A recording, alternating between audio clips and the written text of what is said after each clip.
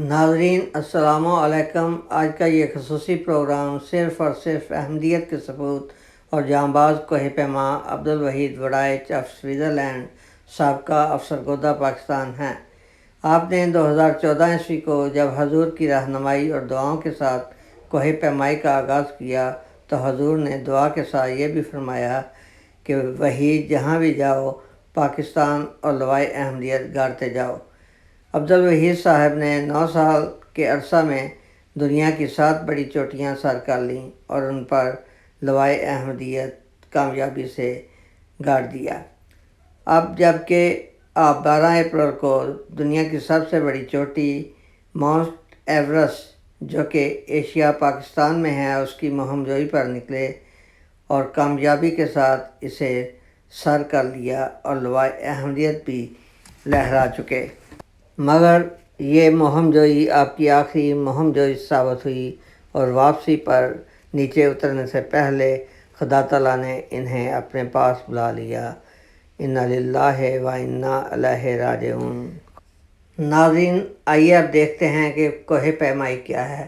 کوئی بھی کوہ پیما جب کوہ پیمائی کا ارادہ کرتا ہے تو اسے ایک مخصوص ٹریننگ سے گزرنا پڑتا ہے۔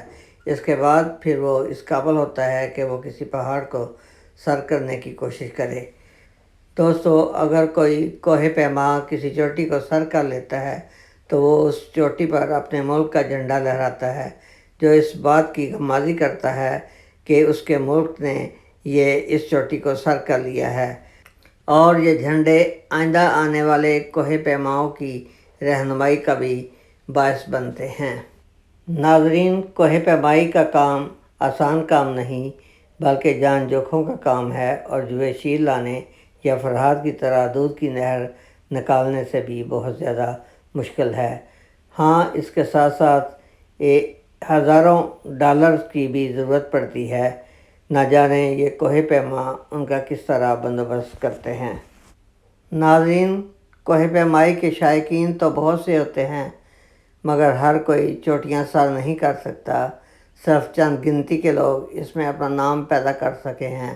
یہاں میں صرف پاکستانی کوہ پیماؤں کا ہی ذکر کروں گا، جن میں مشہور و معروف سرباز خان، محمد علی سدپارہ اور اسد میمن شامل ہیں۔ ناظرین، کوہ پیمائی اپنی ذات کی خاطر، ذاتی شہرت کی خاطر یا پیسے کی خاطر کرنا اتنا اہم نہیں رکھتا جتنا کہ مذہب کی خاطر، اور یہ اعزاز صرف اور صرف مکرم و محترم عبدالحمید وڑائچ صاحب کے حصے میں آیا کہ انہوں نے پہاڑوں کی مہم جوئی کے دوران اپنی جان بھی پہاڑوں پر ہی مذہب کی خاطر قربان کر دی۔ انا للہ و انا الیہ راجعون۔ آپ نے اپنے پیچھے ایک بیوہ اور 5 بچے چھوڑے ہیں۔ دعا ہے کہ اللہ تعالیٰ انہیں صبر جمیل سے نوازے اور ان کا خود حافظ و ناصر ہو۔ آمین۔